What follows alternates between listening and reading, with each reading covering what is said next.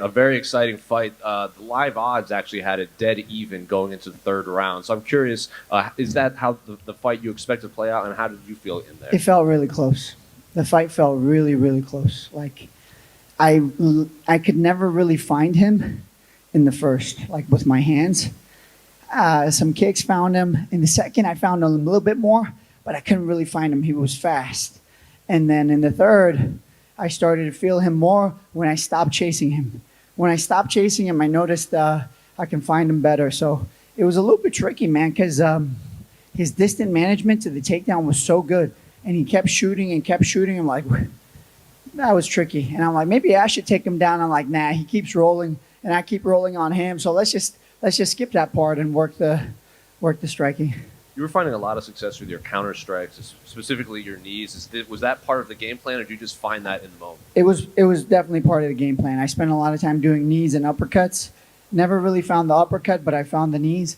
And the knees, I also wanted him to like back up so I can set up my kicks. He was just good, man. He's really good. I was really impressed, man. Well, and he's only had like 5-6 fights in the UFC, man. Imagine that guy with 10 fights. And you alluded to something, I think it was called the funk in there. What exactly did you mean by that? You know those weird rolls where it looks like he's about to take my back? That's like a hybrid of jiu-jitsu and MMA or wrestling. Wrestling, you can't do that in freestyle because it's you lose points. In folk style, you could do it, and then in jiu-jitsu, like it's gold.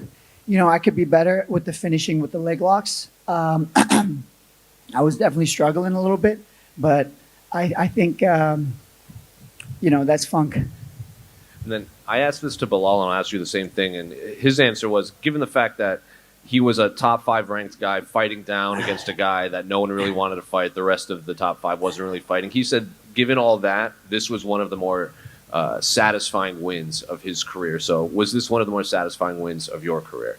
Man, he might be the best guy I fought. Let's be honest. That might be the best guy I fought. No disrespect to Tony or Diego or the guys before that. But, like, he had a good gas tank. He pushed hard.